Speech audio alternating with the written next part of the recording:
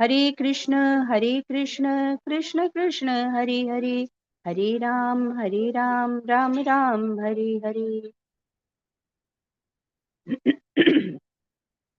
ओम नमो भगवते वासुदेवाय। ओम नमो भगवते वासुदेवाय। ओम नमो भगवते वासुदेवाय।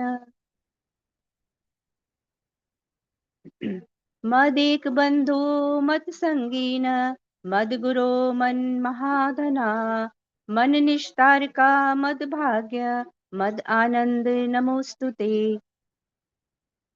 नारायणं नमस्कृत्य नरं चैव नरोत्तमं, देवीं सरस्वतीं व्यासं ततो जयमुदीरयेत्।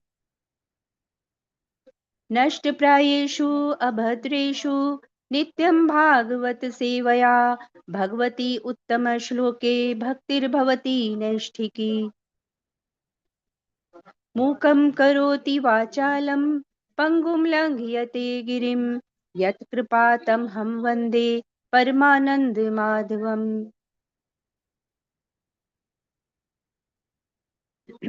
कृष्णाय वासुदेवाय देवकी नन्दनाय च नन्दगोपकुमाराय गोविन्दाय नमो नमः। नमः पङ्कजनाभाय नमः पङ्कजमालिने नमः पङ्कजनेत्राय नमस्ते पङ्कजाङ्घ्रये। हरे कृष्णा माता जी, धन्यवाद। हरे कृष्ण प्रभु जी। हरे कृष्णा सभी भक्तों का आज के हरे कृष्णा प्रभु जी, दंडवत प्रणाम। भागवतम सत्र में बहुत बहुत स्वागत है। हरे कृष्णा माता जी। तो हम जैसा जानते हैं, हम श्रीमद् भागवतम के द्वितीय स्कंद का अध्ययन कर रहे हैं। इस स्कंद में 10 अध्याय हैं। 10 में से हम अभी छठे अध्याय पर हैं। हमने देखा कि ये स्कंद की प्रारंभ होता है जब शुकदेव गोस्वामी परीक्षित महाराज के प्रश्नों का उत्तर देने लगते हैं। परीक्षित महाराज की जिज्ञासाएं थी कि किस तरह से जो जो मरणासन व्यक्ति है उसके लिए क्या श्रेष्ठकर है, उसे क्या सुनना चाहिए, क्या नहीं सुनना चाहिए। और जब उनका उत्तर दे दिया उन्होंने पहले 3 अध्यायों में, तो चौथे अध्याय में जब उत्तर पूर्ण हो गए तो सूत गोस्वामी ने बोला कि इस तरह से यहाँ पे वो चीज़ कंप्लीट होती है। लेकिन शौनक ऋषि ने, जो सारे शौनकादि ऋषियों में सबसे श्रेष्ठ थे, तो उन्होंने वापस से सूत गोस्वामी से प्रार्थना की कि अवश्य कथा यहाँ तो पूर्ण नहीं हुई होगी, तो इसके आगे भी कुछ जिज्ञासाएं हुई होंगी। और जब 2 वरिष्ठ वैष्णव शुद्ध भक्त, भगवान के भक्त बैठते हैं साथ में, तो बोधयंता परस्परम, जैसा भगवत गीता में भगवान ने बताया, तो इसी तरह से इनके बीच में भी कुछ ना कुछ वार्ता तो अवश्य हुई होगी, भगवान की हरि कथा हुई होगी। और हम की हरि कथा जानने के बहुत उत्सुक हैं। तो क्या कथा हुई, आप हमें आगे बताइए। तो सूत गोस्वामी ने वो प्रश्न को सुनने के बाद प्रशंसावश उन्हें बताया कि आगे क्या चर्चा हुई। और आगे चर्चा बताते बोलते हैं कि जब शुकदेव गोस्वामी ने परीक्षित महाराज के मरणासन व्यक्ति के प्रश्न के उत्तर दे दिया, तो उसके बाद परीक्षित महाराज ने उनसे प्रश्न किया कि सृष्टि की रचना कैसे हुई है। और सृष्टि की रचना से रिलेटेड उन्होंने 5-6 प्रश्न किए। और उन प्रश्नों का उत्तर देते हुए शुकदेव गोस्वामी ने यह बताया कि मैं आपको वो कथा बताता हूं जो ब्रह्मा और नारद के बीच में हुई थी। और तो नारद जी ने ब्रह्मा जी से वही 6 प्रश्न किए, और वो 6 प्रश्न करने पर ब्रह्मा जी ने 5वें अध्याय में उत्तर देना प्रारंभ किया। और अभी छठा अध्याय जो है, यहाँ भी अभी उसका उत्तर ही चल रहा है, और इस अध्याय में एटलीस्ट कंप्लीट होगा। तो जहाँ हम अभी हैं, तो इस अध्याय के हम अभी तक 22 श्लोकों की चर्चा कर चुके हैं, जिसमें पहले 17 श्लोकों के अंदर यही चर्चा हुई थी कि किस तरह से विभिन्न सृष्टि के चीज़ें बनने के बाद कैसे तन्मात्राएं बनती हैं, कैसे विभिन्न इंद्रियां बनती हैं, भगवान के विराट स्वरूप से कैसे जुड़ी हुई हैं अलग अलग इंद्रियां, उनके अधिष्ठाता देव कौन कौन है, हमने इस पर चर्चा की। और पिछली कक्षा में 18 से 22 श्लोक जो हमने पढ़े, उसमें हमने देखा कि कैसे ब्रह्मा जी बताते हैं कि जो ये भौतिक जगत है, जिसको एक पाद बोला गया है, एक पाद विभूति, और जो आध्यात्मिक जगत है जिसको त्रिपाद विभूति बताया गया है, इन दोनों में क्या भिन्नता है, और कैसे आध्यात्मिक जगत त्रिपाद विभूति कैसे श्रेष्ठकर है इस भौतिक जगत एक पाद विभूति से। तो ये हमने पिछली फ्राइडे तक यहाँ तक कक्षा करी, और हम अब उस जगह हैं इसी छठे अध्याय में, जिसका नाम है पुरुष सूक्त की पुष्टि। तो इस अध्याय का अब आगे का भाग हम पढ़ने जा रहे हैं, जिसमें ब्रह्मा जी बताएंगे, वापस से कंफर्म करेंगे कि ब्रह्मा जी का जन्म कैसे हुआ और कैसे वो ये कंफर्म कर रहे हैं कि भगवान ही सभी चीजों के कारण है, सर्व कारण कारण। तो हम इस अगले 5-6 श्लोकों में उनके बारे में पढ़ेंगे। तो जो भक्त पढ़ना चाहते हैं वो अपना हैंड रेज रखें। तो प्रारंभ करते हैं। पहले पढ़ने के लिए बिमला माता जी आपसे शुरू करते हैं। हरे कृष्ण प्रभु जी। हरे कृष्णा माता जी। हाँ जी।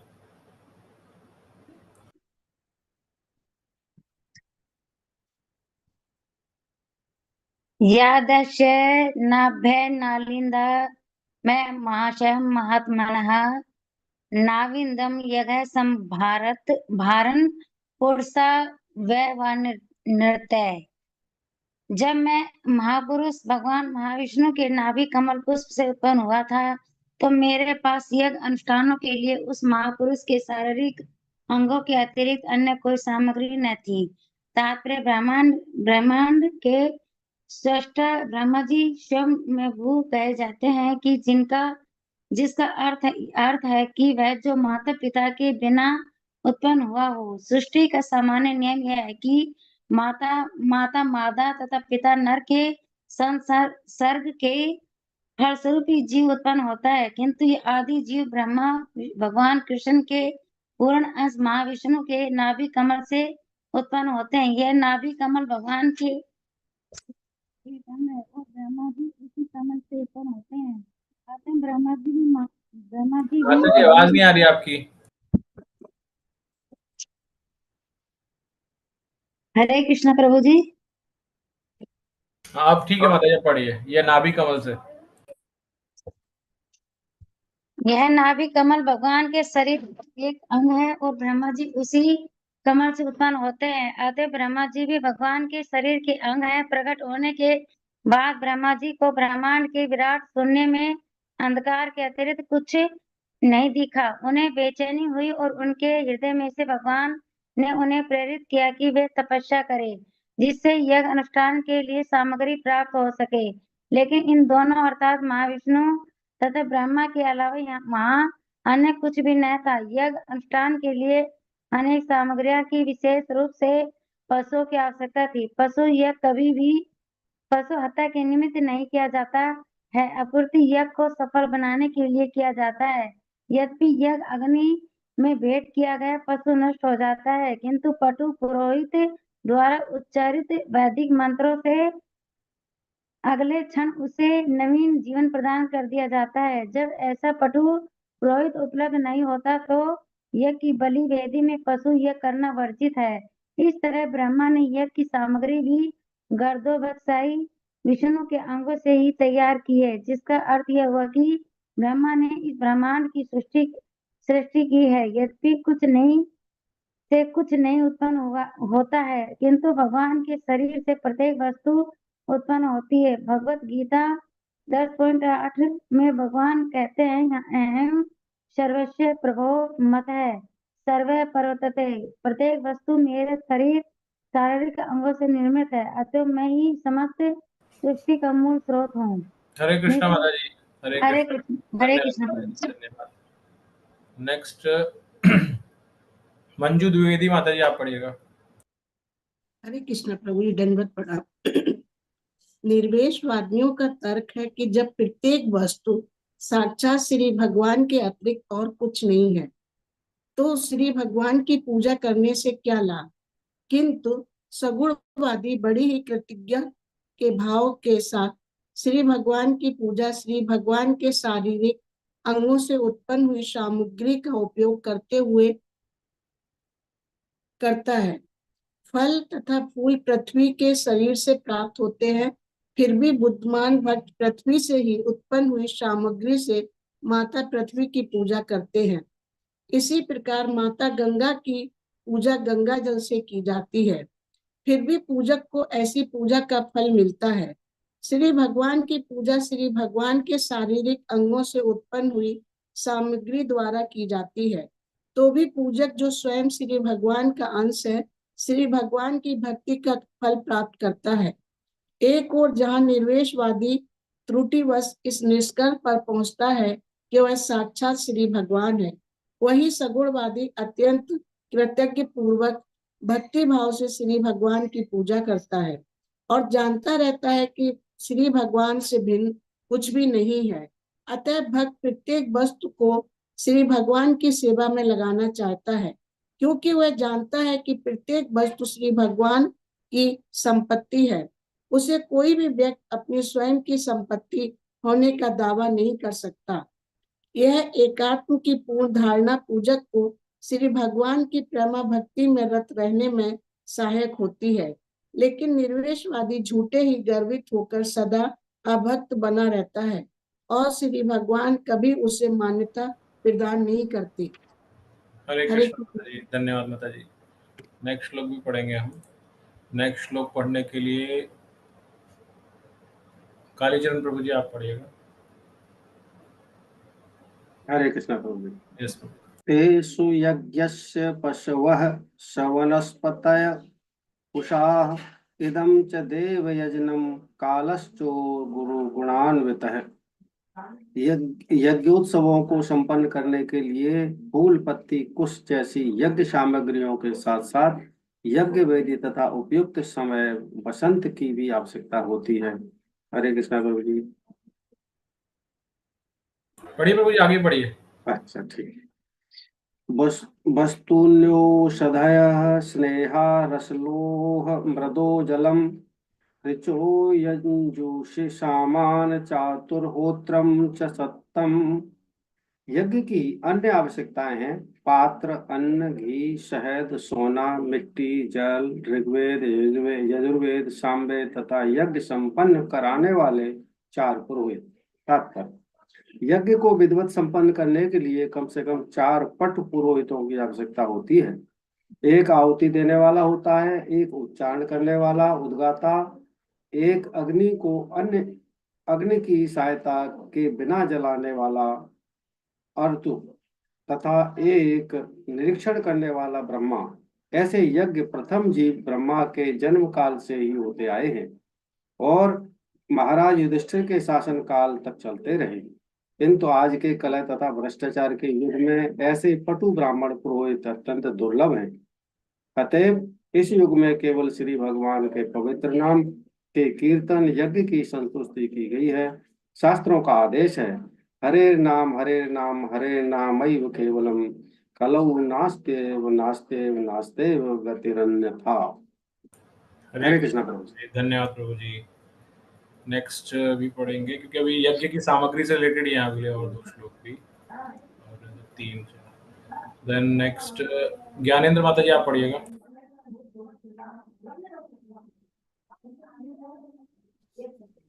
हरे कृष्णा।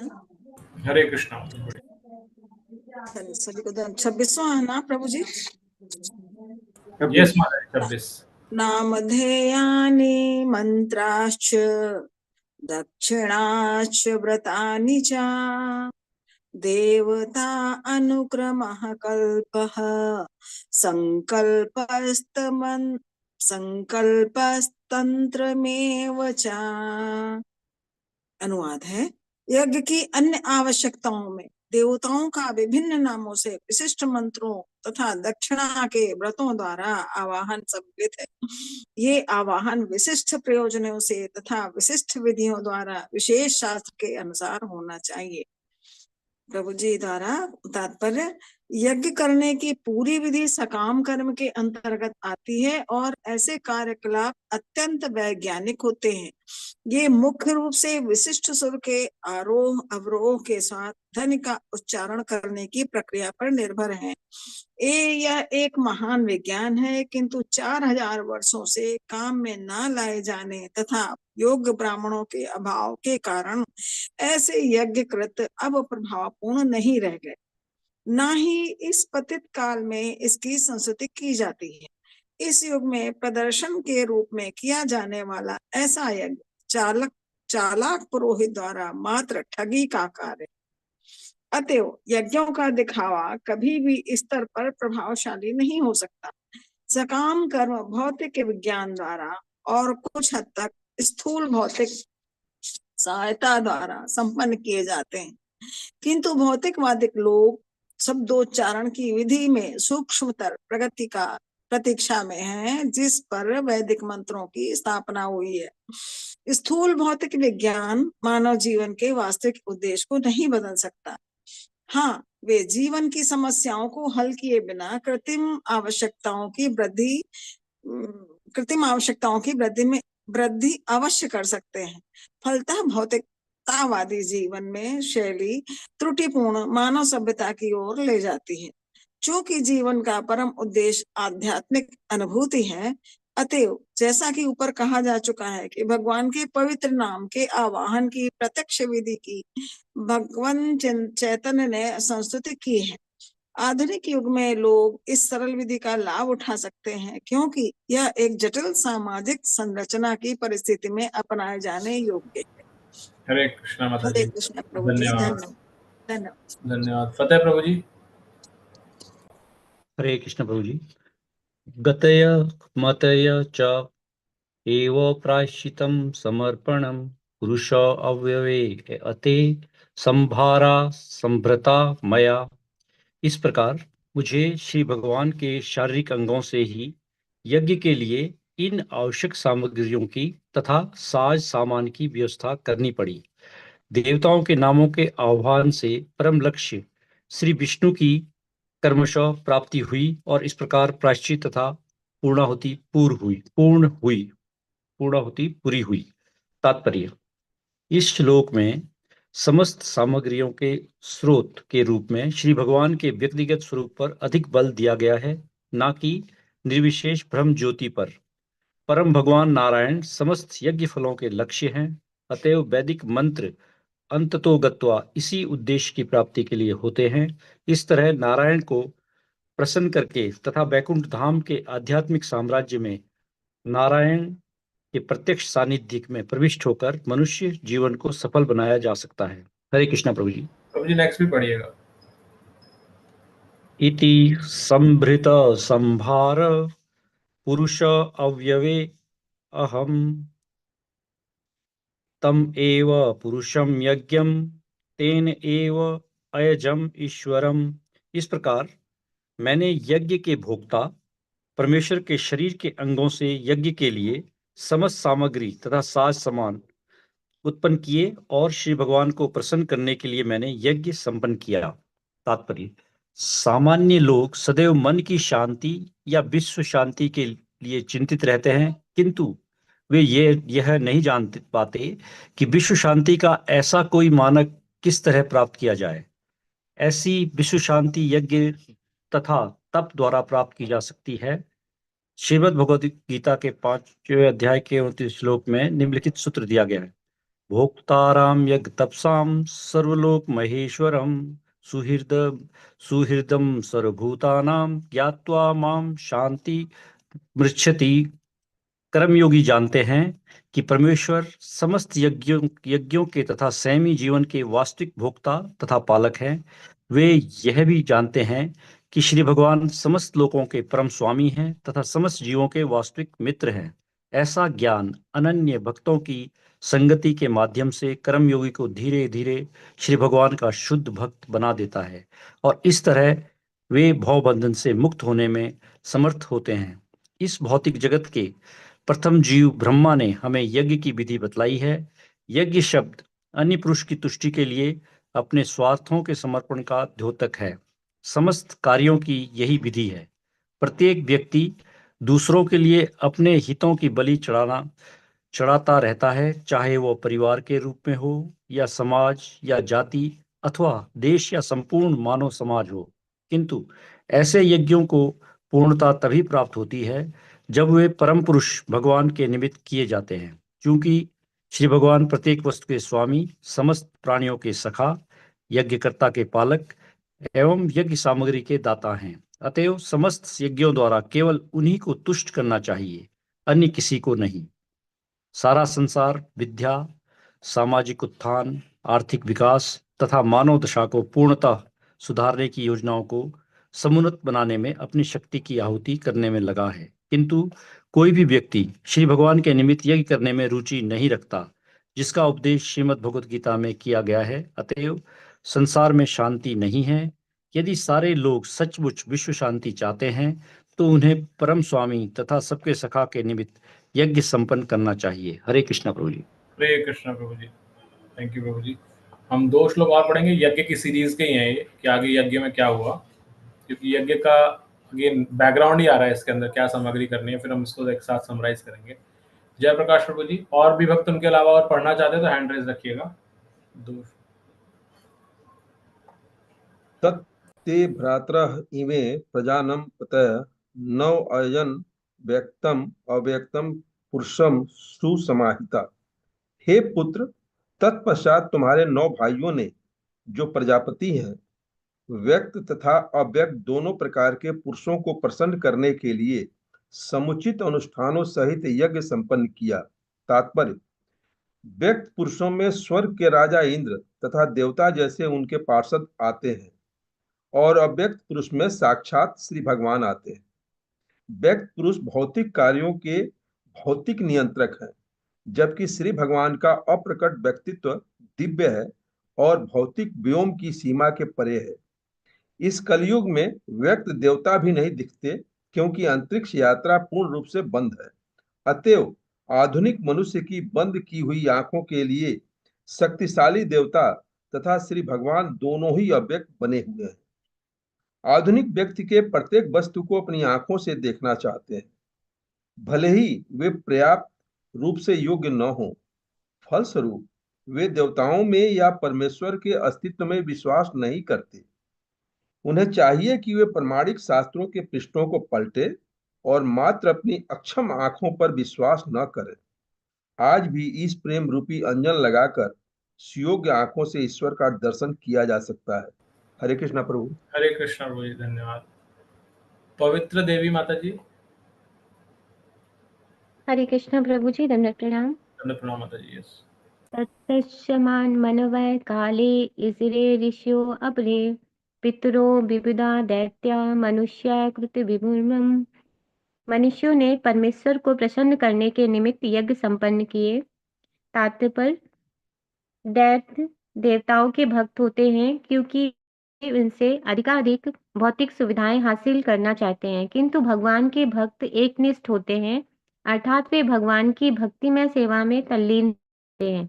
अतः उनके पास भौतिक सुविधाएं मांगने के लिए थोड़ा सा समय भी नहीं रहता, क्योंकि आध्यात्मिक सत्ता की अनुभूति होने के कारण वे भौतिक सुविधाओं की तुलना में आध्यात्मिक उत्थान की अधिक चिंता करते हैं।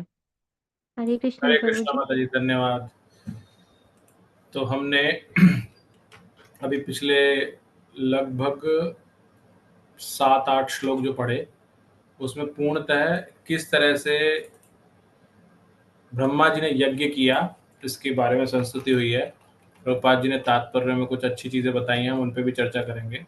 बट मोटे रूप से अगर हम देखें तो ब्रह्मा जी, जो हमने श्लोक पढ़े उसमें ये आया कि ब्रह्मा जी ने किस तरह से, ब्रह्मा जी भगवान की नाभि से प्रकट हुए, और जब नाभि से प्रकट हुए तो उन्होंने उस नाभि के अंदर, उनको कुछ दिखा नहीं उनके अलावा, तो नाभि के अंदर जब जान के देखा तो अंधकार था, तो उन्हें बाहर आ गए, वापस देखा क्या करना है, तो उनको अंदर से भगवान ने तपस्या करने के लिए बोला, और तो यज्ञ साथ में करने के लिए।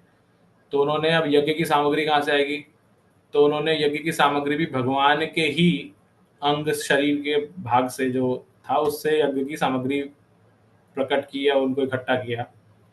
और वो यज्ञ की सामग्री क्या क्या थी हमने वो पढ़ा उसके बारे में। और फिर जब वो सब इकट्ठी हो गई तो उसके बाद उन्होंने यज्ञ किया, और यज्ञ करने के बाद उनके नारद जी के जो भाई थे प्रजापति, 9 प्रजापति और मनु और बाकी साधु, वो भी प्रकट हुए।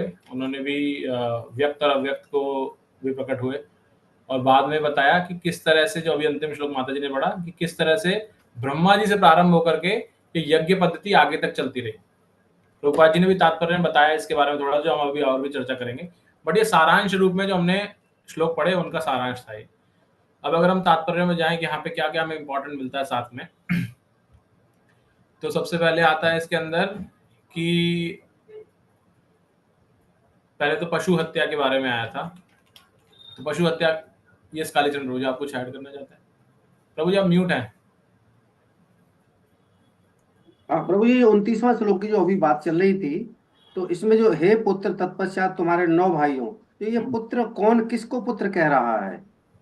आप बताइए, चर्चा आपके हिसाब से किन के बीच में चल रही है? ये एक तो ब्रह्मा जी कह रहे हैं, बातचीत कर रहे हैं, ब्रह्मा से बातचीत कर रहे हैं। ब्रह्मा जी ये मुनियों से कह रहे हैं, नारद जी से। अच्छा अच्छा, हाँ ब्रह्मा जी नारद जी से कह रहे हैं। हाँ, तो ये पुत्र ब्रह्मा जी नारद के जी को 10 कहा पुत्र गया थे। है।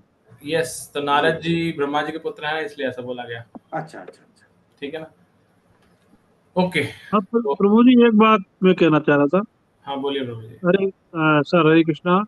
हाँ। ब्रह्मा जी ने तप किया था या यज्ञ किया था? उन्होंने तो ये बोला ना, भगवान ने तप करो। तप किया था। तप और यज्ञ में कोई डिफरेंस है या एक ही बात है? नहीं, डिफरेंस है ना प्रभु जी, डिफरेंस भी है और यज्ञ भी। दो देखिए, यहाँ पर ना मैं बोल रहा हूँ, ये ना प्रभुपाद जी बोल रहे हैं, तो भागवत के शब्द है जो हमने पढ़े यहाँ पर अभी पिछले 7-8 श्लोक। उसमें ब्रह्मा जी स्वयं बता रहे नारद जी को कि मैंने यज्ञ किया। तो अब तक हम पढ़ते आ रहे थे सिर्फ तप किया, बट तप भी किया और यज्ञ भी किया, दोनों चीजें हुई हैं। भगवान ने तो उनसे ये कहा है भी तप करो, यज्ञ शब्द तो नहीं कहा। तो यज्ञ क्यों किया फिर उन्होंने आपके हिसाब से? यज्ञ किया कि नहीं किया, आपको क्या लगता है? नहीं, यज्ञ किया है, इस हिसाब से पढ़ रहे हैं, जिस हिसाब से तो यज्ञ किया ही है। हाँ। हरे कृष्णा प्रभु, जो हम समझे हैं इसमें पहले तप किया है। हम्म। जैसे जब उनको ये पता नहीं था कि मैं कहाँ हूँ, कैसे, मतलब कि कहाँ से आया हूँ, तो फिर उनको वही ध्वनि सुनाई थी कि आप तप कीजिए। तो यज्ञ का पाठ ये उसके बाद, जब तब से उनको कुछ तपस्या उनकी हुई कुछ, उसके बाद ये यज्ञ का प्रश्न आता है। और यज्ञ भी सिर्फ उनके लिए विष्णु, अब भी जो लोग यज्ञ करते हैं, जो पुरोहित होते हैं, वो भी कहते हैं कि अग्नि मुख को विष्णु भगवान को ही समर्पित करते हैं, चाहे उनका उद्देश्य कुछ भी हो। तो वो ये अग्नि जो मुख है उनका, विष्णु भगवान की, तो उसमें आहुति देते हैं। और आजकल जो ठगी का चल रहा है, जो बोल रहे हैं कि लोग ऐसे ठग लेते हैं, क्योंकि उनको सिर्फ इतना पता है कि भी उनको तो अपने उद्देश्य से मतलब है कि उनको पैसा मिल जाए, यज्ञ हो जाए तो वो पूरा करे, ना तो उनका उच्चारण इतना शुद्ध होता है। और इसमें भी जो एक लय रिदम जो होता है ना, ओम विश्वानि देव सवितर दुरितानि परा आसुओ, मतलब आप आइए, वो उनको बुलाते हैं। फिर वो विश्व शांति के लिए जो भी तो उसका जो लय है, रिदम है, तो उसमें पूरा बुलाया जाता है। लेकिन इतना समय ना तो किसी के पास है। अभी कुछ कुछ यज्ञ पुरोहितों को मैंने देखा है कि जो अग्नि को बिना जलाए मंत्रों से ही अग्नि प्रकट हो जाती है, तो वो इसमें दिया हुआ है कि अग्नि स्वयं प्रकट हो जाती है फिर यज्ञ जलता है। लेकिन अब तो वो यज्ञ की जो अग्नि है उसको जलाते हैं, तो उसमें जो विधियां ये दी हुई है, तो अब वो विधियां है नहीं, जैसे बता रहे हैं तात्पर्य में प्रपात जी। तो अब यज्ञ थोड़ा मुश्किल काम है तप के सापेक्ष। हरे कृष्णा प्रभु जी। हम इसी को हरे अभी कृष्ण प्रभु जी, एक समराइज। जिज्ञासा और थी ये कि अभी तो उन्होंने केवल उनको आज्ञा दी कि मैंने यज्ञ करिए, सामान भी नहीं था, तो ये यज्ञ के मंत्र किसने रचे? कैसे अचानक एकदम आ गए? अभी तो सामान भी नहीं था, देवगण भी नहीं थे, फिर यज्ञ के मंत्र कैसे रच दिए गए? कैसे प्रूव हो गया, प्रमाणित हुआ कि तात्पर्य की एक इम्पोर्टेंट लाइन है जो प्रभुपाद जी ने लिखी है, उसमें हमें समझाने के लिए। भागवत के श्लोक में आया यज्ञ किया, जो हमने सबने पढ़ा अभी, राइट? और मैंने जैसे पहले बताया, सृष्टि की संरचना ये हमारे तीसरे स्कंद में फिर से आएगी, तो हमें और डिटेल मिलेगी। ये जब हम कोई पिक्चर देखते हैं तो छोटे छोटे पार्ट्स में आता है ना, कुछ कुछ अलग अलग आता है, जब पूरा देख लेते हैं समझ में आती है कैसे जुड़ती है सारी चीजें। तो ऐसे जुड़ेंगी चीजें, तो आप सब्र रखें। तो पहली चीज तो ये। दूसरा, जो प्रभु जी का प्रश्न था, शिवशंकर प्रभु जी का, अगर हम तात्पर्य पढ़ें तो वहां पे क्या आता है, कमल नाभि से भगवान के शरीर का एक अंग है, ब्रह्मा जी इसी कमल से उत्पन्न हुए। फिर क्या आया, ब्रह्मा जी भी भगवान के शरीर के एक अंग है। फिर आता है, प्रकट होने के बाद ब्रह्मा जी को ब्रह्मांड के विराट शून्य में अंधकार के अतिरिक्त कुछ नहीं दिखाई दिया। ये भी हम सब एग्री करते हैं, हमने ऐसे ही सुन रखा है। उन्हें बेचैनी हुई, उनके हृदय में से भगवान ने उन्हें प्रेरित किया कि तपस्या करें। ये भी आप बोल रहे हैं। आगे सुनिए, क्यों करें तपस्या? जिससे यज्ञ अनुष्ठान के लिए सामग्री प्राप्त हो सके। तो अर्थ क्या है इसका? जैसा अभी प्रभु जी ने बताया, फतेह प्रभु जी ने, कि पहले उन्होंने तपस्या की, तपस्या करने के बाद उनको सब सामग्री प्राप्त हुई, सब उनको जो ज्ञान था ये सब प्राप्त हुआ। सृष्टि की संरचना भी उसी का भाग है। सृष्टि की संरचना को भी यहाँ पे यज्ञ ही बताया गया है। अगर आप वो देखें, जब हम तात्पर्य पढ़ रहे थे पहले था श्लोक का, उसमें बताया कि सृष्टि की संरचना भी एक यज्ञ का ही भाग है। तो ये जो सारा हो रहा है, देखिए यहाँ पे लिखा हुआ है, इस तरह ब्रह्मा ने यज्ञ की सामग्री भी गर्भोदक्षाय विष्णु के अंग से ही तैयार की, जिसका अर्थ यह हुआ कि ब्रह्मा ने इस ब्रह्मांड की सृष्टि की। तो सृष्टि करना भी यज्ञ है, राइट। लेकिन अगर सिर्फ श्लोक पढ़ेंगे तो समझ में नहीं आएगा, तात्पर्य की गहराई में जाने से हमें समझ में आएगा। तो अभी हम हरे कृष्णा प्रभु जी। यस प्रभु जी। गीता में हर चीज को यज्ञ बताया गया है। हवन सामग्री में जो भी इस्तेमाल होता है, भले वो चम्मच इस्तेमाल हो रही है तो भी सामग्री इस्तेमाल हो रही है, घी है और दूसरी चीजें और वेद मंत्र वगैरह हैं, वो सभी चीज को यज्ञ माना गया है, हर चीज को। मतलब ये नहीं कि हम जो हम जो सांस ले रहे हैं उसको भी यज्ञ बताया गया है। जी जी जी, तो सब चीजें यज्ञ हैं, राइट। तो उनका उद्देश्य क्या है? जो कुछ हो रहा है उसका मेन उद्देश्य है शुद्धता पूर्वक कर्म जो किया जाए वही यज्ञ है। सम सिद्धि हरितोषणम जी, भगवान की प्रसन्नता के लिए। तो अभी प्रभुपाद जी हम तात्पर्य पढ़ रहे हैं, थोड़ा सब्र कीजिए। जो हमने पढ़ा है उसको तो एक बार समराइज करते हैं। पहले तो मैंने श्लोक का बताया, हमने क्या पढ़ा था कि कई बार भक्तों का तो मेरे इतने सारे श्लोक पढ़ लिए समझ में नहीं आया, तो इसलिए मैंने पहले श्लोक समराइज किए थे कि क्या हुआ है इसमें। अब जो प्रभुपाद जी ने बताया, हमने बीच बीच में हाईलाइट किया था, उनको उन पर चर्चा करेंगे ताकि हमें थोड़ा और क्लियर रहे। तो जैसा अभी फतेह प्रभु जी बता रहे थे कि प्रभुपाद जी ने बताया साथ में इसके अंदर कि पशु की भी बलि दी जाती थी, लेकिन पशु जो बलि दी जाती थी वो हत्या नहीं होती थी, उससे यज्ञ को सफल किया जाता था। और उसको करते वक्त जब पशु नष्ट होता था, जो उस समय के पटु पुरोहित होते थे वो करेक्ट वेद मंत्रों से द्वारा उस पशु को नवीन जीवन प्रदान कर देते थे उसी समय। तो ये शक्ति तो आज की तारीख में किसी के पास नहीं है। और प्रभुपाद जी ने यही बताया क्योंकि आज के समय में ऐसे पटु विद्वान पुरोहित है ही नहीं, इसलिए इस प्रथा को वर्जित बताया गया। फिर जब हमने आगे देखा, फिर ये बताया कि भाई भगवान के शरीर से क्यों लिया ये सब चीजें। तो बताया कि भगवान कहते हैं कि सब कुछ मैं ही करता हूं, अहम सर्वस्व प्रभु, सब कुछ मुझसे ही प्रकट हुआ है। तो जब मुझसे प्रकट हुआ है सब कुछ, तो फिर भगवान की से ही तो प्राप्त होगा सारी चीजें। फिर इसमें ये चर्चा आई कि जिस तरह से पृथ्वी की पूजा करने के लिए पृथ्वी से ही चीजें लेकर उनकी पूजा की जाती है। आप सब गंगा नदी में हरिद्वार या कहीं कहीं जाते होंगे स्नान करने के लिए, तो गंगा को प्रणाम करने के लिए क्या करते हैं? गंगा का जल लेके गंगा को अर्पित करते हैं। तो वो क्या है? तो उन्हीं का उनको अर्पित करते हैं। तो इसी तरह से भगवान का जो सब चीजें भगवान की हैं, हम उन्हीं से लेकर के उन्हीं को अर्पित किया गया। इसके लिए कई बार कई आचार्य बताते भी हैं और हमारे सीनियर जो भक्त हैं वो बताते हैं कि अगर आपको प्रसन्न करना है, मेरे को अगर किसी को प्रसन्न करना है, मेरे बच्चों को मुझे प्रसन्न करना है, तो क्या करेंगे? वो मेरे लिए कुछ लेकर आएंगे। लेकर कैसे आएंगे? बाजार जाना पड़ेगा उनको। बाजार से सामान लाने के लिए कुछ भी, मेरी आवश्यकता की चीज कुछ भी वो लेकर आएंगे। लेकिन लेकर कैसे आएंगे? बाजार जाकर के। बाजार में फ्री में तो मिलेगी नहीं, पैसे देने पड़ेंगे। पैसे उनके पास कहाँ से आएंगे? वो मेरे से ही पैसे लेंगे या अपनी मम्मी के द्वारा इनडायरेक्टली पैसे लेंगे। हैं वो मैं ही लेकर आया हूं कमा करके, लेकिन वो पैसे लेकर के चीज लेकर आएंगे और मुझे ही गिफ्ट कर देंगे। क्यों देंगे? मुझे प्रसन्न करने के लिए। ये एक छोटे रूप में है। तो यहाँ ब्रह्मा जी अपने पिता को प्रसन्न करने के लिए उन्हीं की चीजों को लेकर के उन्हीं के लिए यज्ञ कर रहे हैं, उनको प्रसन्न करने के लिए। ये ऐसे दर्शाया गया है। तो हमने आगे देखा उसमें सामग्री में फूल, पत्ती, कुशा, ये क्योंकि सृष्टि का निर्माण हो गया है साथ में, क्योंकि उन्होंने तप किया तो सृष्टि का निर्माण किया। तो वो तप करने के बाद आहुति दे रहे हैं ना आगे फाइनली, तो बताया गया उसके अंदर। आप देखिए सारी चीजें जो हमने अभी तक पढ़ी थी पीछे और आगे भी आएंगी, अन्न, घी, शहद, सोना, मिट्टी, सब चीजें हैं, सारी की सारी चीजें इसके अंदर। फिर एक इंपॉर्टेंट चीज आई थी उसमें, 4 पटु ब्राह्मणों के बारे में आई थी, पुरोहित के बारे में। ब्राह्मण नहीं, पुरोहित बोला गया जी, जो ऐसी विधियां करते हैं। तो एक बताया जो आहुति देता है, दूसरा है जो उद्गात करता है, उच्चारण करता है श्लोकों का, तीसरा है एक अग्नि को प्रकट करता है बिना अग्नि जलाए, बिना दूसरी अग्नि की सहायता के, जैसे प्रभु जी बता रहे थे, फतेह प्रभु जी, मंत्रों के माध्यम से प्रकट करता है। और एक है जो ओवरऑल निरीक्षण करता है, जिसको ब्रह्मा बताया गया इसके अंदर।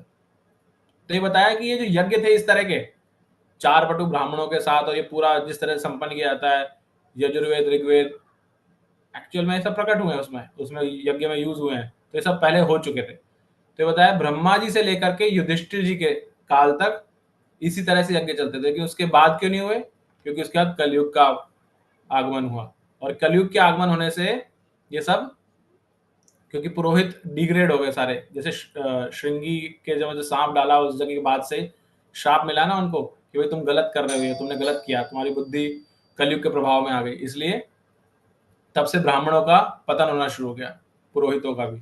तो इसलिए उसके बाद ये बताया नहीं गया। और उसके लिए क्या बताया? जब ऐसे इस कलह प्रधान युग के लिए बताया गया कि ऐसा यज्ञ ना होकर के इस युग के लिए बताया गया है हरिनाम यज्ञ या संकीर्तन यज्ञ, जो शास्त्रों का प्रभुपाद जी ने एग्जाम्पल भी दिया। शास्त्र बताते हैं हरेर नाम हरेर नाम एव केवलम कलौ नास्ति एव नास्ति एव नास्ति एव गतरन्यथा। हरिनाम हरिनाम हरिनाम ही, एव मतलब ही, केवल, केवल और केवल सिर्फ हरिनाम हरिनाम हरिनाम 3 बार बोला गया, वही है कलौ नास्ते नास्तेव नास्तेव गतिरन्यथा। इस कलयुग में इसके अलावा और किसी से गति नहीं है, नहीं है, नहीं है, 3 बार बोला गया।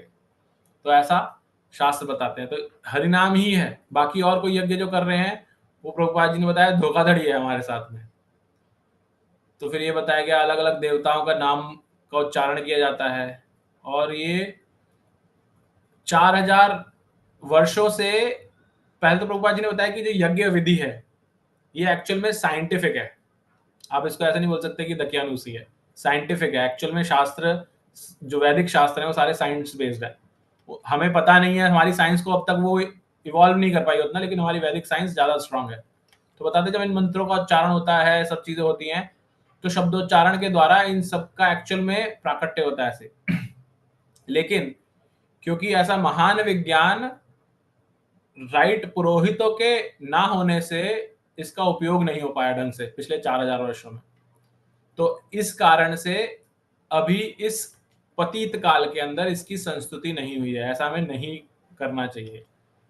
अगर कुछ लोग होते हैं जो दिखाते हैं ऐसा कि हम कर रहे हैं, लेकिन ये सिर्फ प्रभुपाद जी लिखते हैं कि ये सिर्फ चालाक पुरोहितों का मात्र ठगी का कार्य है और कुछ नहीं है, और कुछ नहीं कर सकते इसके अलावा। फिर प्रभुपाद जी ये बताते हैं हमें कि भगवान चैतन्य, वापस से वही चीज बता रहे हैं कि इस युग के लिए आध्यात्मिक अगर हमें अनुभूति चाहिए इस युग में, तो हमें भगवान के द्वारा, भगवान चैतन्य महाप्रभु के द्वारा भगवान के पवित्र नामों का आवाहन करना चाहिए, यानी कि भगवान के नाम जप करने चाहिए। तो वो ही इस युग के लिए सबसे बड़ा यज्ञ बताया गया है। आगे हमने देखा कि किस तरह से भगवान को प्रसन्न करने के लिए आहुतियां दी गई, और फिर जब यज्ञ संपन्न हुए, उन्होंने बोला कि यज्ञ संपन्न होने से भगवान प्रसन्न हुए, और भगवान प्रसन्न होने से क्या हुआ? पूरे जगत में शांति, क्योंकि उन्होंने सृष्टि की रचना की है। सृष्टि की रचना, सृष्टि ढंग से चले, इसलिए उन्होंने यज्ञ किया भगवान को प्रसन्न करने के लिए। फिर प्रभुपाद जी हमें समझाते हैं कि सभी लोग, सामान्य लोग चाहते हैं कि विश्व में शांति हो। अभी हम देख रहे हैं सब जगह लड़ाई झगड़े हो रहे हैं, अलग अलग देश लड़ रहे हैं, यूनाइटेड नेशन भी कुछ नहीं कर पा रहा है। तो प्रभुपाद जी यही समझाते हैं, और कई बार उन्होंने बताया भी है कि ये जब शांति जो है ऐसे प्राप्त नहीं होगी, आप जितना मर्जी कोशिश कर लीजिए। उसके लिए जो भगवान ने भगवत गीता के 5वें अध्याय के अंदर 29वें श्लोक में बताया है, वही एक मार्ग है कि आपको भगवान को ही सब चीजें अर्पित करनी पड़ेंगी, भगवान को ही स्वीकार करना पड़ेगा। क्योंकि जब हम, भगवान प्रत्येक वस्तु के स्वामी हैं, वही समस्त जीवों के सखा हैं, वही यज्ञ करता है, यज्ञ के सामग्री को भी वही देते हैं, तो फिर यज्ञ सिर्फ उनकी संतुष्टि के लिए होना चाहिए। और जैसा हम अभी चर्चा कर रहे थे, यज्ञ जो होता है, प्रभुपाद जी यहाँ एग्जैक्टली ऐसे बताते हैं कि यज्ञ शब्द अन्य पुरुषों की तुष्टि के लिए अपने स्वार्थ के समर्पण का द्योतक है। अर्थ क्या हुआ इसका? कि यज्ञ का अर्थ क्या है? अपने स्वार्थ को त्याग दो। क्यों? क्योंकि आपको सामने वाले को प्रसन्न करना है। ये यज्ञ है। साधारण भाषा में यज्ञ की परिभाषा ये है, अपना त्याग, दूसरे को प्रसन्न करना, ये यज्ञ है। तो फिर क्या बताते हैं कि हर व्यक्ति कर रहा है यज्ञ। कैसे कर रहा है? अपने हितों की बलि देता है। किस लिए? परिवार के लिए देता है, पति पत्नी के लिए, बच्चों के लिए, अपने माता पिता के लिए, अपने समाज के लिए। हम कहीं ना कहीं अपना समय इन्वेस्ट करते हैं ना। आप कहीं सोसाइटी में रहते होंगे, सोसाइटी के जो मीटिंग्स होती हैं, आपके सोसाइटी में सेक्रेटरी हैं, प्रेसिडेंट हैं, कुछ भी हैं, वहाँ क्या कर रहे हैं? आप अपना समय, अपने हित, जो कि आप अपने परिवार के साथ समय बिता सकते थे, जो आप कुछ और कर सकते थे, वो ना करके आप वहां पे इन्वेस्ट कर रहे हैं टाइम को। तो जो टाइम इन्वेस्ट कर रहे हैं वो एक यज्ञ है, क्योंकि आप अपने हित को त्याग करके दूसरे के हित के लिए सोच रहे हैं, या फिर राष्ट्र के लिए, राइट। तो ये सब क्या है? ये यज्ञ है, लेकिन ये अपूर्ण यज्ञ है, क्योंकि इनकी पूर्णता कब है? जब इनका जो सेंटर है, जो इनका फाइनल डेस्टिनेशन होगा इन सबका, इन अपने हितों के को बलि चढ़ाने का, जब वो भगवान को प्रसन्न करना होगा, राष्ट्र, समाज या परिवार को नहीं, जब भगवान को प्रसन्न करना होगा, तब ये पूर्ण यज्ञ बनेंगे, और तब ही पूरे समाज में शांति आएगी, प्रसन्नता आएगी। तो प्रभुपाद जी ने ये समझाया हमें। फिर हमने देखा व्यक्त और अव्यक्त दो शब्द यूज हुए यहाँ पर, कि प्रभुपाद जी का नारद जी के भाई जो प्रजापति हैं और बाकी दोनों प्रकार के पुरुष भी प्रसन्न हुए इससे। अब प्रभुपाद जी बताते हैं जो व्यक्त है पुरुष हैं, वो बताए जाते हैं, व्यक्त पुरुष हैं जो देवता गण हैं, जिनमें सबसे सर्वोपरि आते हैं स्वर्ग के राजा इंद्र, ये सब व्यक्त हैं। अव्यक्त भगवान को बोला जाता है। लेकिन प्रभुपाद जी साथ में ये भी क्लैरिफाई कर देंगे, हमें डाउट ना हो, कि कलयुग में हम ना जो व्यक्त जिनको बताया गया, देवताओं को भी देख सकते। किस समय में जब ये हुआ था, तब देवता तो दिखते थे लेकिन भगवान प्रकट नहीं होते थे। इवन जैसे ब्रह्मा जी ने भी जब तपस्या की है उससे पहले, तो भगवान प्रकट नहीं हुए उनके सामने, भगवान के हृदय में ही उन्हें प्रेरणा दी उसकी। तो इसलिए भगवान को अव्यक्त बताया गया, और देवता तो सब उन्होंने ही प्रकट किए हैं, ब्रह्मा जी ने, इसलिए उनको व्यक्त बोला गया। Even same for Narad ji को भी सब देवता तो दिखते हैं लेकिन भगवान नहीं दिखते, इसलिए व्यक्त और अव्यक्त बोला गया। हमारे कॉन्टेक्स्ट में आज देखें तो, क्योंकि हम उस आयाम में जा ही नहीं सकते जहां पे सब देवी देवता रहते हैं, इसलिए हमें वो भी अव्यक्ति हमारे लिए आज की तारीख में। तो प्रभुपाद जी ने क्लियर किया यहाँ पर। फिर बताया अंतिम श्लोक के अंदर, ब्रह्मा जी से लेकर के ये फिर आगे यज्ञ संस्था इस तरह से चलती गई, और जो राक्षस थे वो देवताओं को प्रसन्न करते रहे। क्यों? क्योंकि देवता जल्दी प्रसन्न होकर के जो उनके पास पावर है वो दे देते हैं उनको, जबकि जो भगवान के भक्त हैं वो सिर्फ भगवान को प्रसन्न करने के लिए भक्ति करते हैं, और उनके पास भौतिक सुविधाओं को प्राप्त करने का बिल्कुल समय नहीं होता। तो ऐसा हमने यहां तक पढ़ा। अब किसी को कुछ ऐड करना है, कोई जिज्ञासा है तो आप कर सकते हैं अभी।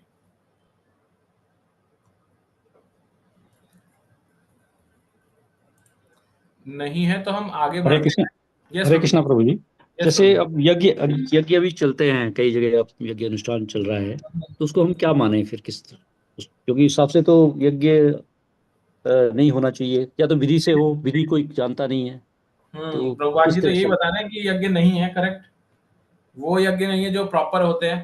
तो अगर वहां पर आपसे लक्ष्मी मांगी जा रही है पहले से, तो बिल्कुल ही गलत है। लेकिन आज के समय में भी कई हैं ऐसे पुरोहित जो मांगते नहीं है कुछ भी, वो सिर्फ अपना एज ए कर्म, क्योंकि वो ब्राह्मण या उस कुल में है जिसमें जहाँ पे सब करते हैं, उनकी पद्धति में है, तो वो करते हैं उस कर्म को, लेकिन लक्ष्मी नहीं मांगते। तो मतलब आप इसको ये समझ सकते हैं कि इस कलयुग के लिए जो बताया गया है उस यज्ञ को तो करें ही करें, वो सबसे इंपॉर्टेंट है, विच इज हरिनाम यज्ञ। उसके अलावा अगर आपको भगवान को प्रसन्न करने के लिए कोई पुरोहित मिलता है जो भगवान को प्रसन्न करने के लिए यज्ञ कर रहा है बिना लक्ष्मी की कामना के, ऑब्वियसली आप यज्ञ जो यजमान होता है वो यज्ञ पूर्ण नहीं हो सकता जब तक वो दक्षिणा ना दे। तो वो आपकी इच्छा है उस समय। लेकिन अगर कोई आपसे पहले ही बता रहा है मेरा पैकेज इतना है, इतना हमारा खर्चा होगा, इतनी हमारी फीस लगेगी, वहां गड़बड़ है। हरे कृष्ण प्रभु जी, बिल्कुल सही। हरे कृष्ण। हरे कृष्णा प्रभु जी। जो ये वर्षा वगैरह करने के लिए यज्ञ करे जाते हैं वो कैसे है? कौन से माता जी? जैसे वर्षा, बारिश हो जाए, ये हो जाए, उसके लिए यज्ञ करा करते हैं लोग। माता जी वो तो भगवान ने खुद ही, कृष्णा बुक पढ़ रहे थे, आप पढ़ा नहीं उसमें, भगवान ने तो खुद ही कर दिया था, इंद्र का कुछ करने की जरूरत नहीं है। तो वो तो यही था, एग्जैक्टली सेम यही चीज थी। ठीक है ना। फिर भी कई जगह प्रभु जी करते हैं यज्ञ, बरसात नहीं होती है जहाँ पर, फिर भी यज्ञ करते हैं जहाँ बरसात नहीं होती है, और बरसात के लिए यज्ञ किया जाता है। प्रभु जी 4 नियम में बताया जाता है कि हमें मांस नहीं खाना चाहिए, मदिरा पान नहीं करना चाहिए, पराई स्त्री संग नहीं करना चाहिए, कोई मद्यपान नहीं करना चाहिए, लेकिन फिर भी लोग करते हैं, तो उनका तो हम कुछ नहीं कर सकते, करते हैं तो करते हैं, लेकिन शास्त्र क्या बता रहे हैं हम उसकी बात कर रहे हैं। प्रभु जी एक यज्ञ से एक फायदा तो है, तो मंत्रोपचार किया जाता है या उसमें जो जलाई जाती है अग्नि, उससे वातावरण शुद्ध होता है।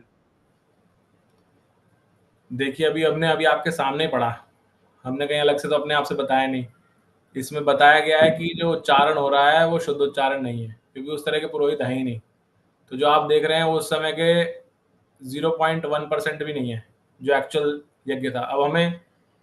अब कोई डालडा खाया जा रहा है, उसने देसी कभी खाया ही नहीं है, तो कहेगा अच्छा है। जब कभी देसी घी मिलेगा तब समझ में आएगा डालडा क्या है और देसी घी क्या है। तो हमारे साथ वो है, हमने कभी शुद्ध उस समय की याद ही नहीं है हमें कुछ, जब शुद्ध यज्ञ होते थे, तो हमें ये अच्छा लग रहा है इसलिए। अब लेकिन हमें इसलिए बताया गया, शास्त्र जो बताया उस पर विश्वास कीजिए। प्रभु जी यस प्रभु जी।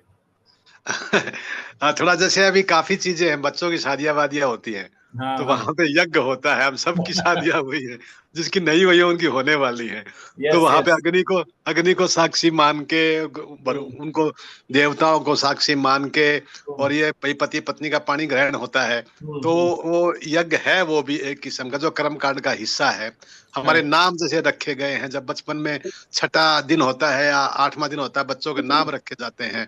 तो उनका तो भाई भगवान के तो केस में अलग था, लेकिन कलयुग में नाम संस्कार भी होता ही है, और ये कर्मकांड का हिस्सा है समाज में आज के दिन भी। और डिवोटी लोगों के बच्चों के भी नाम रखे जाते हैं, मतलब कैसे ना कैसे रखे ही जाते हैं, कोई ना कोई तो ब्राह्मण करता ही है इन कार्यों को। तो ये जो सामान्य जो चीजें हो रही है, जो मतलब अनुकूलता है, उसको थोड़ा स्वीकार कर ले, बाकी अपनी भक्ति के अंदर में फोकस करे। ऐसा मेरा मतलब, मैंने ज्यादा इस पे सोचा नहीं, ऐसे डिस्कशन करते करते ध्यान में आया तो कुछ बोल दिया प्रभु जी। हरे कृष्णा। धन्यवाद प्रभु जी ये पॉइंट लाने के लिए, क्योंकि विवाह हरे कृष्णा हरे कृष्णा प्रभु जी, वो शादियों में जो शादियों में कराते हैं लोग तो खूब बढ़िया पैकेज लेते हैं, पहले से बता देते हैं। हाँ, तो मैं वही बोल रहा हूँ कि अब इन चीजों को तो आप हटा नहीं सकते, नहीं तो फिर वही बन जाइए कोर्ट में जाके शादी करो या फिर शादी मत करो, तो वो तो बिल्कुल ही प्रभु उल्टा जी, है। आई विल ऐड हियर, मेरे अंकल हैं जो यजुर्वेद पूरा जानते हैं। वो यजुर्वेद पाठी आज के जमाने में भी यजुर्वेद पढ़ाते हैं, और उन्हें आज तक जो शादियां कराई हैं, 1 रुपया भी फाइनल नहीं किया कि कितना देंगे, आज भी कर रहे हैं मेरे अंकल। तो ये सब चल रहा है, क्योंकि हम भगवान की दया से वो ब्राह्मण बंधुओं में जन्म हो गया, तो थोड़ा सा उसका एक्सपोजर है एक्चुअली। तो अलग अलग तरह के लोग हैं, सब तरह के लोग, जैसा आपने बताया, उसका कुछ किया जा सकता नहीं, लेकिन जितना भी है, और उसमें मतलब जो अनुकूल है उसको ले लो, प्रतिकूल है उसको छोड़ दो, मतलब ये एट लास्ट इसी पे आना पड़ेगा प्रभु। नहीं, जैसे आपने प्रभु जी प्रभुपाद लीलामृत पढ़ा होगा, उसमें जी प्रभु जी, प्रभुपाद स्वयं यज्ञ कराते हैं जी। देखा ना विदेश में उन्होंने कैसे अपने शादियां कराई थी। भक्तों की, अपने जो शिष्य थे उनके पहले दीक्षा दी, नहीं पहले शादी कराई और फिर दीक्षा दी। तो और दीक्षा देते हैं उसमें भी यज्ञ होता है, राइट। तो यज्ञ तो सब जगह है, लेकिन यहाँ पे इम्पोर्टेंट क्या है, प्रभुपाद जी बताना क्या चाह रहे हैं हमें कि उस यज्ञ का उद्देश्य क्या है। अगर यज्ञ का उद्देश्य भगवान को प्रसन्न करना है, समसिद्धि हरितोषणम, तो वो यज्ञ सही है। लेकिन अगर यज्ञ का उद्देश्य, जैसे बताया बरसात के लिए करते हैं यज्ञ, कुछ करते हैं और उसका पीछे क्या किसको कर रहे हैं पता नहीं, कोई देवी का कर रहा है, कुछ कोई बलि चढ़ा रहा है कहीं यज्ञ के नाम पे, ये सब प्रभुपाद जी गलत बता रहे हैं, ये सब गलत। प्लस साथ में जो पुरोहित है, ये भी प्रभुपाद जी बता रहे हैं कि आज के समय में नहीं है वैसे पुरोहित। आप भी जैसे बता रहे हैं यजुर्वेद कितना है, एक्चुअल यजुर्वेद का कितना भाग बचा है अभी, राइट, और उसमें से कितना उनको याद है, तो बहुत अच्छी बात है, हम रेस्पेक्ट करते हैं, बहुत सराहना करते हैं प्रभु जी को अगर इतना अच्छे से याद है तो। लेकिन प्रभुपाद जी में बताना चाह रहे हैं कि आज के समय में पहले जैसे पुरोहित नहीं है, तो आप है ही नहीं। उस कर्म कांड में बहुत ज्यादा ध्यान मत दीजिए। अगर आपको यज्ञ मानना है, इस युग के लिए यज्ञ तो हरिनाम यज्ञ ही है, लेकिन हाँ कुछ आवश्यकताएं हैं जहाँ पे जैसे बताया प्रभुपाद जी ने स्वयं कराई है, हमारी दीक्षा के समय भी यज्ञ होता है, वहां पर फोकस भगवान होते हैं और भगवान के ही मंत्र पढ़े जाते हैं। इवन डिवोटीज में भी जो यज्ञ कराए जाते हैं, जैसे हमारे जो शिक्षा गुरु हैं हिज ग्रेस प्राणवल्लभ प्रभु जी, वो स्वयं यज्ञ कराते हैं, आज भी कहीं यज्ञ कराने के लिए गए राजस्थान में, तो वो लेकिन उनका क्लियर है, वो पूरा उनकी यज्ञ पद्धति जो है पूरी भगवान कृष्ण पे आधारित है, उनके मंत्रों का उच्चारण, और वो एक एक मंत्र जब पढ़ते हैं, बताते समझाते हैं क्या पढ़ा जा रहा है, क्या कर रहे हैं, इससे क्या होगा। तो यज्ञ का उनका उद्देश्य क्या है, 2 चीजें, एक तो जिसके यहाँ पे यज्ञ कर रहे हैं उसको समझ में आए कि भगवान, वो एक तरह से प्रचार का यूज करते हैं उसको प्रचार के रूप में, क्योंकि उनके गुरु ने उन्हें बोला यज्ञ करने के लिए, तो उस यज्ञ को भी प्रचार का माध्यम बनाते हैं, ताकि जहाँ, क्योंकि यज्ञ कराने के लिए तो हर कोई बुलाता है, जैसे अभी बात भी कर रहे थे, तो वो बुलाते हैं तो वहां पे जाकर के प्रचार ही करते हैं, क्योंकि वो लोगों को समझाते हैं कि ये कृष्ण का ही रूप है, कृष्ण के लिए ही अलग अलग मंत्रों का जो उच्चारण कर रहे हैं उनके मंत्रों के मीनिंग बताते हैं उनको, और साथ में फिर उसमें हरि नाम हरे कृष्ण महामंत्र चलता रहता है काफी देर तक उसके अंदर, उस यज्ञ के अंदर भी बहुत सुंदर यज्ञ होता है। या फिर नरसिंह यज्ञ कर रहे हैं तो नरसिंह भगवान की प्रसन्नता के लिए यज्ञ किया जा रहा है वो। तो ऐसे अलग अलग यज्ञ हैं जो, जैसा आप लोग अनुकूल को एक्सेप्ट कर लो, प्रतिकूल को त्याग दो, और इन सबका बेस कैसे बदलता है अनुकूल प्रतिकूल? कृष्ण से जो जोड़े वो अनुकूल, जो कृष्ण से दूर करे वो प्रतिकूल। हरि बोल। तो इस चीज को ध्यान में रख के करना है जो कुछ करना है। ठीक है प्रभु जी, थैंक यू प्रभु जी। ओके, तो जी हरे कृष्णा प्रभु जी, अभी तुलसी जी का और शालिग्राम जी का विवाह जो आपने डाला था, उसमें भी अगर वो शादी कर रहे हैं तो हरे नाम कृष्ण कीर्तन मंत्र ही बोल रहे हैं। वो हमारे शिक्षा गुरु ही करा रहे थे वो यज्ञ। अच्छा अच्छा अच्छा अच्छा। तो वो ही करा रहे थे, और एक्चुअल में और भी करते हैं ऐसे ही, लेकिन मैं एटलीस्ट उनके यज्ञ मैंने काफी, मुझे सौभाग्य मिला कि कुछ कुछ उनके यज्ञ जहाँ वो कराते हैं। जब हम चार धाम गए तो चार धाम में उन्होंने यज्ञ किया, जब हम हरिद्वार गए तो हरिद्वार में उन्होंने यज्ञ किए, तो वहां पे विष्णु सहस्त्र नाम का यज्ञ। तो विष्णु सहस्त्र नाम क्या है? भगवान की स्तुति है, तो विष्णु सहस्त्र नाम के मंत्र पढ़ रहे हैं और उसके बाद स्वाहा बोल के आहुति दी जा रही है। तो यज्ञ के वो रूप है, तो ऐसे करके आप यज्ञ कर सकते हैं। या और प्लस साथ में इंपॉर्टेंट मैंने क्या बताया, जो पैकेज मांगे वो यज्ञ नहीं है। प्रभु जी आजकल तो शादियों में सबसे पहले पंडित जी पैकेज ही बोलते हैं। हाँ, तो बस वही एक हमारा दुर्भाग्य है, या तो आप तो मेहनत करें, या तो असली ब्राह्मण ढूंढे ऐसा पुरोहित जो ये सब ना मांगे आपसे, और वो सिर्फ भगवान को प्रसन्न करने के लिए ऐसे अपना धर्म, कि उसका स्वधर्म है कि मुझे, जैसे प्रभु जी ने बताया ना यजुर्वेद जानते हैं, उनके कुल में ऐसा जन्म हुआ है, तो बस मेरे को करना यही करना है, भगवान अपने आप देखेगा, मेरा ध्यान भगवान रखेंगे, मुझे अपने आप से मांगने की आवश्यकता नहीं। ऐसे होते हैं बहुत सारे। एक्चुअल में शास्त्र बताते हैं, ज्योतिष, ये तो लोगों ने अपने जीविका का साधन बनाया। ज्योतिष या यज्ञ, जो इस तरह की चीजें हैं, इनमें अगर कोई लक्ष्मी आगे से मांग रहा है तो ये 100% है, जो वो सिद्धि बोल लीजिए या बोल लीजिए, उसमें कुछ असर नहीं होगा उसका। मैंने ज्योतिष के कुछ स्टार्टिंग में लेसन्स लिए थे, बिगिनर कोर्स किया था एक, जो हमारे गुरु जी थे पूना में, उन्होंने सबसे पहले हमें यही बताया था कि कभी भी लक्ष्मी की कामना नहीं करनी चाहिए, ना लक्ष्मी इसको, जैसे आप अभी माता जी ने, पंकज माता जी ने, कि इसको व्यवसाय बनाया है। भागवत के लिए भी तो हमने पढ़ा है, भागवत को भी कई लोगों ने व्यवसाय बना रखा है। ये सब गलत है, ये शास्त्र आधारित नहीं है, शास्त्र मना करते हैं इसके, लेकिन है तो हम क्या कर सकते हैं? हम उनको तो रोक नहीं सकते, लेकिन हमें उनसे जितना डिस्टेंस रखें उतना बढ़िया है। अगर आपको बिल्कुल बचना है तो आप अगर प्रयास करेंगे तो भगवान आपको मार्ग दिखाएंगे सही व्यक्ति का भी।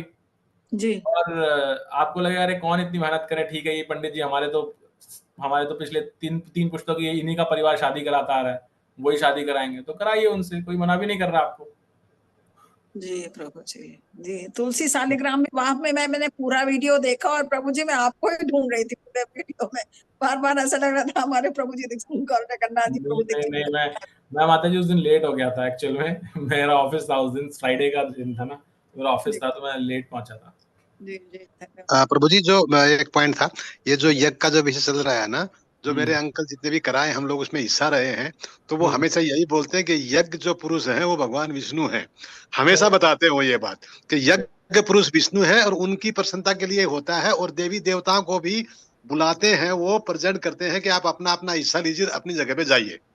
मतलब उनका यज्ञ पुरुष विष्णु ही होते हैं, मतलब उनका वही एक्सप्लेन भी करते हैं कि यज्ञ पुरुष की हम लोग सब पूजा करते हैं, क्योंकि भक्ति वर्ड यूज नहीं होता है समाज में, क्योंकि कुछ लोगों को ज्ञान नहीं है उसका, तो पूजा के विषय में पूजा ही बोल के यूज होता है। Thank you Prabhu. Hare Krishna. Hare Krishna. Hare Krishna. Yes माता जी। दंडवत प्रणाम प्रभु जी। प्रभु जी एक भक्त है जो ऐसे ही जैसे प्रभु जी के जो चाचा जी वैसे करते हैं पुरोहित पौरोहित्य, वैसे वो करते हैं, तो पहले करते थे, तो उन्होंने हमारे काउंसिलर है इस ग्रेस जयदेव प्रभु जी, तो उनसे पूछा कि मुझे तो सर सब कर्मकांडी जो है विधि वो करने पड़ते, तो मैं कैसे वो संपन्न करूं? तो प्रभु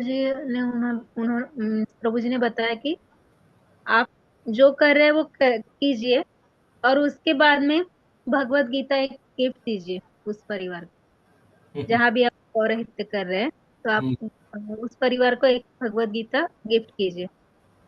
तो ये बहुत सालों पहले की बात है। तो फिर अभी तो वो इस्कॉन के जो विधि है यज्ञ के, वैसे ही करते हैं। जो पौरोहित्य यज्ञ करते हैं वो प्रॉपर सीखा हुआ है उन्होंने।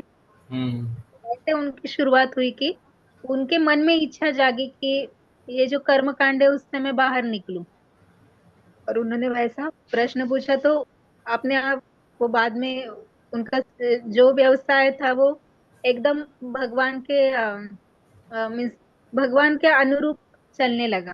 जो कुछ है वो भगवान को उन्होंने समर्पित किया। तो हमें बहुत बहुत जगह हम नहीं कर सकते विरोध। हमारे घर वालों के अलग अलग व्यूज होते हैं, तब मन में ही महामंत्र बोलना चाहिए उनके लिए, जिनके शादी में हम गए हैं। हरे कृष्णा ये उनको बोले तो भी कृष्ण मीन्स उनके नाम में ही भगवान का नाम अभिन्न नाम नामित है। भगवान का नाम और भगवान अलग नहीं है, तो हम मन में बोल सकते हैं। ऐसा मीन्स यही शुरुआत है, बाकी हम बदल नहीं सकते कुछ, वो भगवान का काम है। करेक्ट। हम सिर्फ बार बार शास्त्र पढ़ते हैं, इसका क्या अर्थ है हमने पहले ही बताया, और ये मेरे को प्रभु जी ने बार बार बताया, और आज की क्लास में भी हमने सुना था इसके बारे में, भागवत की क्लास में। हर जो वरिष्ठ हैं, भक्त हैं, सिंसियरली भक्ति कर रहे हैं, वो ये बताते हैं जो कुछ भी हम पढ़ते हैं, शास्त्र पढ़ते हैं, ये हमारे लिए है, दूसरे के लिए नहीं है, दूसरे को रोका टोकी करने के लिए नहीं है। अरे तुम ऐसे कैसे कर रहे हो, शास्त्र में लिखा हुआ है। आप अपने लिए अपनाओ उसको, दूसरे को आपकी अथॉरिटी है तो बोलो, और अदरवाइज बोलने की आवश्यकता नहीं है। जो कर रहा है सब अच्छा कर रहा है, सब बहुत अच्छा है। और जैसे माता जी ने बताया, आपके कंट्रोल में क्या है, आप हरि नाम बोलो वहां पर। आप मन में, अगर आपको लगता है सबके सामने नहीं बोल सकते, मन में बोलो, क्योंकि आप जहां भी गए हैं, आप उनके शुभ चिंतक हैं, इसलिए तो गए हैं उस विवाह में या जो भी वो चल रहा है फंक्शन वहां पर।